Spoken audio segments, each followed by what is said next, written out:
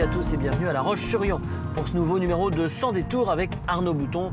Il est vétérinaire, c'est un des associés de la grosse clinique Animea à La Roche. D'ailleurs, on va le rejoindre chez lui, ce sera beaucoup plus simple pour que je l'emmène après à Saint-Florent-des-Bois, à la MFR de Saint-Florent-des-Bois qui forme les vendeurs animaliers. On va aller voir des animaux un petit peu plus exotiques que ceux qu'il a l'habitude de soigner, puisque lui s'occupe du chien, du chat, du cheval, de la vache. Bon, il doit bien avoir quelques animaux exotiques aussi de temps en temps, sans doute, mais il nous le dira de manière plus épisodique. On va donc le retrouver à la clinique Animea. En attendant, on passe devant le centre Beautour qu'on vous invite à visiter. C'est un centre régional de découverte de l'environnement et de la biodiversité, juste à côté de la clinique Animea. Ouais, ça fait sens un peu tout ça.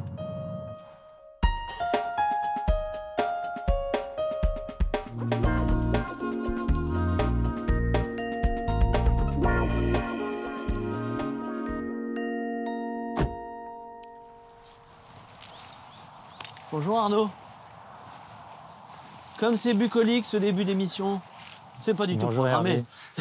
C'est pas du tout prévu. Bonjour. C'est quoi ce béret? Ça, c'est un béret du Béarn. Non, c'est pas normand du tout, c'est du Béarn. Mais toi, t'es normand? Eh oui, ça, c'est mon épouse. D'accord. Qui est paloise. Alors, donc, on se voit de temps en temps, on se connaît un peu. Pourquoi tu mets toujours ce béret-là? C'est toujours ce béret-là que tu as quand même sur la tête. Ben oui, parce que ça, c'est dans le Béarn, c'est ça. Et puis, en fait, ça permet... Surtout, je le mets qu'en hiver. Hein. Ah, d'accord. Ou en automne et quand il pleut, c'est pas mal parce que ça évite en cas de pluie. Très bien. C'est assez large. Derrière nous, on a 2 chevaux. Ici, on est en bordure de La Roche-sur-Yon. Il y a combien de sites pour Animea? 3. 3 sites. Celui-là, c'est le plus gros. C'est le plus ouais. C'est celui qui claque. Qu'est-ce que fait un Normand avec un béret du Béarn à La Roche-sur-Yon? Ah, mais c'est par opportunité. Non, j'ai commencé à travailler dans le Béarn. Mais non, c'est par opportunité professionnelle. Ouais. Ça fait combien de temps que tu habites en Vendée? Et donc, on est venu en 99. D'accord. C'est presque vendéen. Ouais, mais on met du temps à se faire accepter. Et maintenant, c'est... Ah ouais, oui, on dit ça. On dit ça, le Vendéen accueille doucement. Quand il accueille, c'est plein et entier. Tout à fait. Donc, voilà. Bon, tu connais le concept de l'émission. Je vais t'emmener te promener. Ouais. Tu ne sais pas où. Non. Mais de toute façon, ce sera sympathique. En voiture. Merci.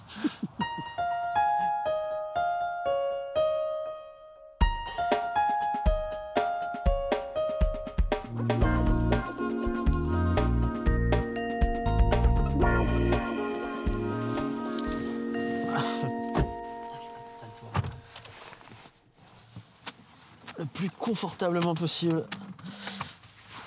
C'est pas le divan du psy, mais presque. Ouais.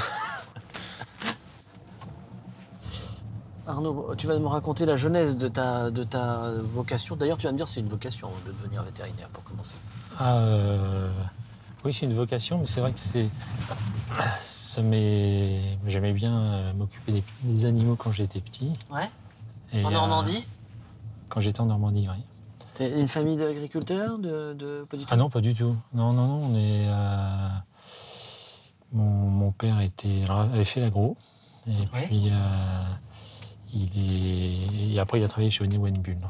Chez Honeywell-Bull, c'était les sociétés d'informatique. D'accord. Ah oui, donc rien à voir. Ah, rien à voir. Rien à voir. Et donc, t'avais des animaux chez toi, des chats, des chiens? Oui, je m'amusais avec les fourmis et tout ça. Et les fourmis? Et non, on n'avait pas d'animaux chez nous. En fait, c'était les animaux de mon grand-père. D'accord. Qui était un chasseur et qui donc j'allais à la chasse avec lui. D'accord. Et donc c'est moi je tenais le chien. Ouais. Et c'est vrai que j'ai des super souvenirs de chasse en Sologne et tout ça. Et tu penses que ça vient de là? Ah, le regard sur l'animal, sur oui, sans doute, oui. Donc tu es parti faire tes études à Maisons-Alfort. Et donc après j'ai intégré Maisons-Alfort. Parce que ça c'est pas rien. Moi il y a 20 ans je faisais de la radio à Paris et Maisons-Alfort pour les vétérinaires c'était un peu le Graal. C'était quand j'y suis rentré, il y avait encore, oui, c'était rigolo parce qu'il y avait encore les.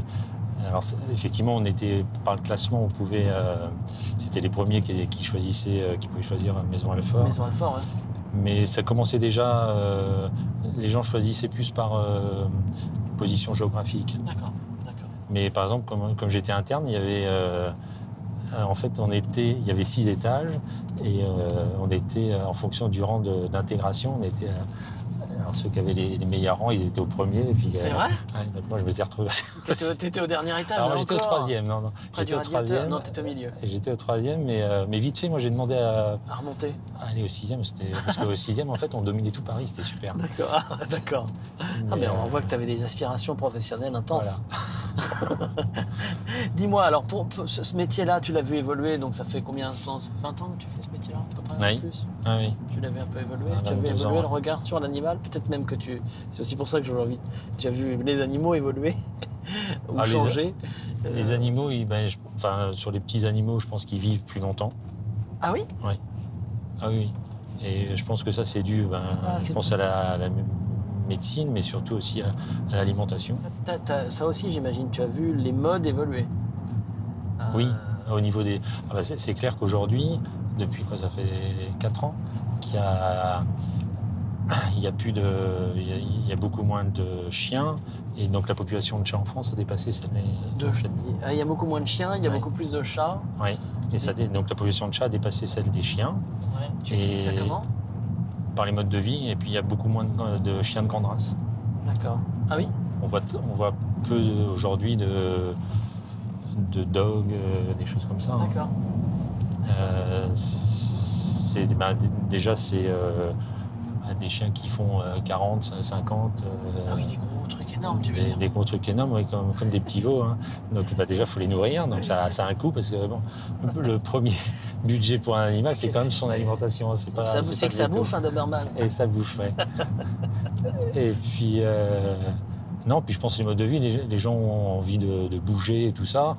Alors des petits chiens, c'est plus facile à transporter. Partout, ouais. Et puis, l'intérêt des chats, c'est qu'on peut les laisser pendant 48 heures.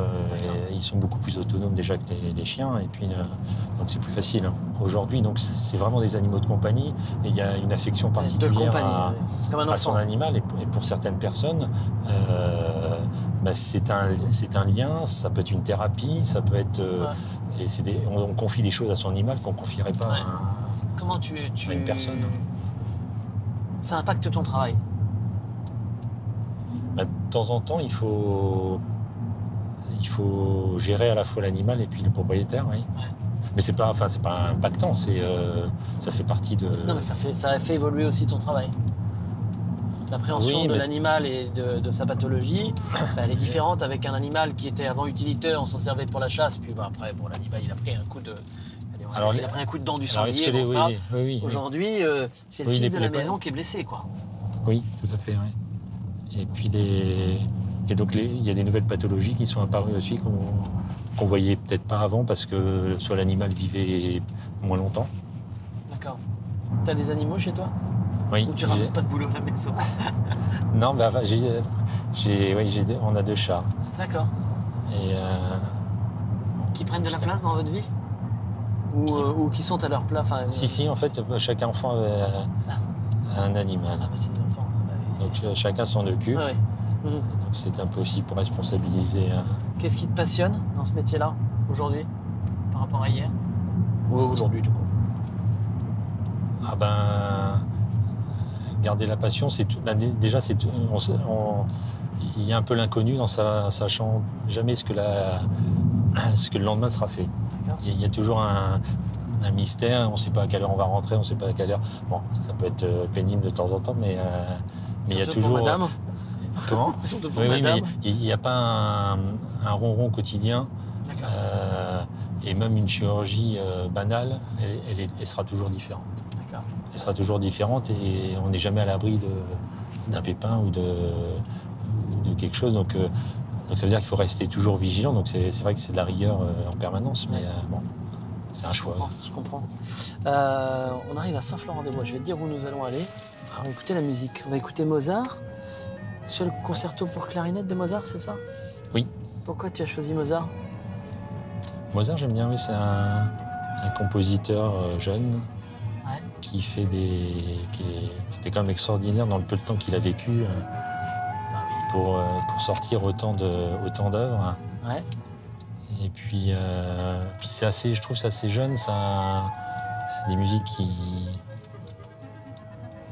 qui qui parle. D'accord. Très bien. Alors nous, on va à Saint-Florent-des-Bois. On va à la MFR de Saint-Florent, tu la connais? Maison familiale rurale. Non, j'en ai entendu parler. Voilà. Eh ben, on va à la MFR de Saint-Florent-des-Bois qui forme les vendeurs animaliers.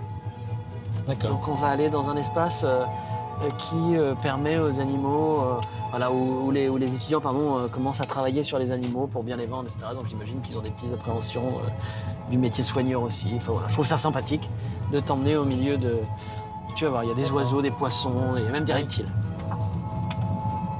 On écoute.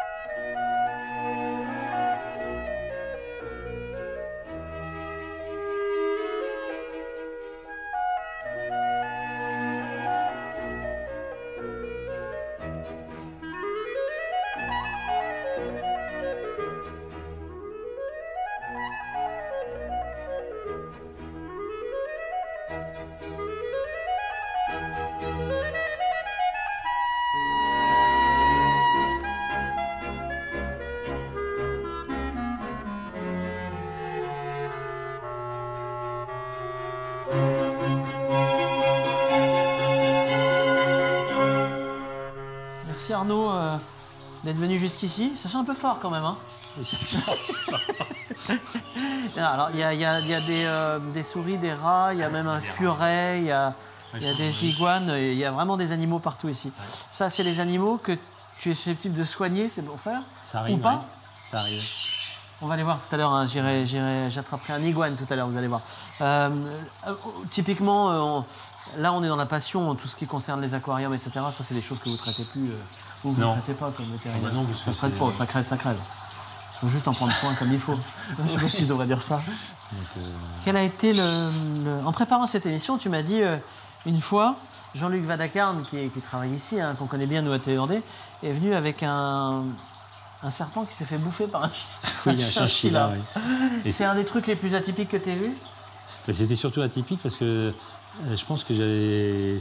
C'était dans les premières fois les premières années où j'étais en exercice en Vendée. Et alors, ce qui était incroyable, c'est que donc le serpent, il y avait une ouverture quand même. Croqué, quoi. Avec il l'avait pas raté. Ouais. et on donc, aurait pensé que c'est le serpent qui bouffe le chinchilla, non, là c'était l'inverse. Et donc apparemment ça s'est passé ici, c'est ça que je ne savais pas. Donc en fait le chinchilla est sorti, et à mon avis, ou le serpent est sorti, je ne sais plus, et en fait donc, il s'est fait croquer. Ça c'est drôle. C'est un des trucs les plus atypiques que tu as vu? Et oui, parce qu'en fait je me suis dit, il faut que j'anesthésie quand même pour la douleur. Donc en fait j'ai anesthésié de part et d'autre comme je l'aurais fait sur un chat ou un chien. Et donc du coup, mon serpent qui bougeait comme ça, il s'est arrêté de bouger à l'endroit où j'avais anesthésié et de l'autre côté. Et donc il bougeait comme ça, mais il ne bougeait plus à l'endroit où je... Et t'as recousu? En un coup un serpent? J'ai recousu, oui, alors j'ai recousu sur les écailles. Donc a priori il a mis deux ou trois mues avant que tous les fils tombent. Avec les mues. D'accord. Et toi, non, ce qui était incroyable, c'était l'anesthésie. Ce qui veut dire que dans ce métier-là, on t'enseigne aussi ça? Non. Ah non. Du coup, ça rejoint la passion. Là, pour le coup, ça va être quand même génial de se dire, tiens, là, j'ai une drôle de bestiole. Il faut s'adapter aussi. Il y a des choses... alors, si on transpose d'une espèce à l'autre, c'est... Voilà. Ouais. Mais surtout, c'est plus facile dans tout ce qui est chirurgie et tout ça, mais... Aujourd'hui, ta clinique... Alors, on va reparler de la clinique. Hein. Donc, il y a un peu plus de 20 collaborateurs et vous êtes 7 vétérinaires associés. Pourquoi vous êtes associés comme ça? Pourquoi une grosse clinique? C'est la mode. Non, c'est pas la mode. L'association, c'est d'une part pour mutualiser tous les investissements. Parce qu'aujourd'hui, quand je parlais des prouesses ou des techniques auxquelles on a accès, ça a quand même un coût. Et c'est vrai que ça a des coûts qui ne sont pas négligeables. Donc pour une petite structure, c'est sûr qu'un petit cabinet avec un seul veto, il va pas pouvoir investir dans tout ce qu'on aimerait bien, justement par passion, faire aussi. Donc voilà, donc ça c'était le premier intérêt. Oui. Et puis le deuxième, il était plus pour les gros animaux d'ailleurs, pour essayer de construire en Vendée un pôle pour les vaches. vaches. Et puis de chirurgie pour les chevaux. D'accord. Ah bon, on va continuer à parler de tout ça. Voilà, donc là, ça c'est un animal que tu as déjà soigné. Oui. Et... Il était venu, il y avait une personne pas qui celui-là, avait... peut-être pas celui-là, mais, non. pareil. Ouais, ils avaient... donc il y avait un mâle et une femelle, et puis le mâle s'est complètement excité, et donc il a sorti ses 2 hémipénis. Ah, il s'est excité. D'accord. Et donc après, il ne pouvait plus y rentrer. Donc, et quand ça dure... Ah oui, c'est malin. Mais alors quand ça dure, après, on n'a pas le choix que les... Ça s'infecte. Parce que ça traîne par terre. Il faut les couper. C'est pas drôle du tout. Non, c'est pas drôle du tout. Non, mais ça faut écouter. Ah, mais il était pas bien, je ne pas transférer le... Voilà. Est-ce que tu constates de plus en plus que les gens font un transfert de l'animal à l'humain sur la question du tempérament? C'est-à-dire qu'on projette des sentiments humains sur les animaux qui n'en ont pas? C'est compliqué, mais sûrement. Alors après, je dirais plus quand même sur le chat et le chien. Ouais, après, sur les reptiles, je sais pas. Je vais essayer d'en attraper un, parce que je sais que celui-là, j'ai le droit de l'attraper. Donc, tu vas m'expliquer ce que c'est comme animal. J'essaye de l'attraper comme il faut. Ah, ça, c'est très drôle. Il n'a pas envie de rester, lui. Non, faut qu'il se... Voilà, il va s'installer. C'est quoi, ça? Ça, c'est un pogona. Et alors? C'est gentil? Bah oui, c'est super mignon. mignon. Ça pique? Ça pique, c'est pour se défendre. Mais en fait, il y a des espèces un peu similaires. Je ne sais pas si tu as vu en Équateur, là, sur les îles des Galapagos. Et ça se bouffe entre eux, ça se crache et tout ça, c'est... D'accord. Ils font comme des combats de coqs. Hein. Bon, ça, ces animaux-là, tu les as moins... J'en ai eu, mais le problème, c'est plus rare, quoi. Ouais. Souvent, les gens qu'on a, ils connaissent un peu. Et les problèmes qu'on a à chaque fois, c'est les problèmes de terrarium. Donc, soit les gens sont partis, la lumière a claqué ou des choses comme ça, et puis donc baisse de température et tout ça. Et donc, soit il a pris froid, soit on peut avoir des problèmes de mycose ou des choses comme ça sur le. Ouais. C'est ce qu'on voit souvent sur les reptiles. Pour revenir à la clinique Animea, grosso modo, combien de soins par an? Allez, qu'on fasse une petite carte d'identité de la société. Énormément, finalement. Ah bah oui, par exemple, pour les petits animaux, il y a quoi? Il y a 6-7 chirurgies le matin. Et puis après, c'est plein de consultations d'animaux. Donc, multiplié par... On est ouvert 24 heures sur 24 et puis 365 jours par an. Ouais, c'est fou. Non, on compte pas. Donc, du coup, tu es plus dans la gestion de l'humain aujourd'hui? 23 salariés, il faut gérer, quoi. Aussi, oui. Alors, par rapport à ça, c'est vrai que c'est quelque chose qui est super intéressant, qui est super prenant. Et c'est vrai que ça, c'est pas notre cœur de métier. Ouais. Et d'ailleurs, depuis, je pense, l'année dernière, il y a maintenant, dans les écoles vétérinaires, il y a un module management. D'accord. Qui est important. Qui est important, oui. Parce que je pense que le bien-être des salariés et puis surtout la subsidiarité, le fait de pouvoir faire confiance et de pouvoir déléguer en toute confiance, ça, on en a besoin en tant que chef d'entreprise. On en a besoin aussi pour vivre ensemble aussi, quoi. Question philosophique, ce sera la dernière question. Est-ce que tu es un amoureux aujourd'hui, Arnaud Mouton? Ah oui, je pense. Une belle clinique, une belle famille, un métier qui te passionne? Oui, et puis surtout, ce que je dis toujours aux jeunes, c'est que faut faire le métier. Si on a la chance de faire le métier, sa passion, de faire de sa passion son métier, c'est extraordinaire. Ouais, parce que c'est ça qui motive au moins jusqu'au bout. C'est pourquoi on est là. Très bien. On va le remettre, le Pogonec, parce que je crois qu'il n'a plus envie de faire de la télé, là. Il y a un moment ou un autre où il veut faire autre chose. Pauvre Mico. Allez, on le laisse. Voilà, c'est tout pour lui, c'est tout pour nous aussi. Merci Arnaud. Mais de rien. Merci d'être venu. Puis on va continuer à se promener dans les animaux, on adore ça. Et puis on se retrouve la semaine prochaine pour un nouveau numéro de Sans détour. Salut.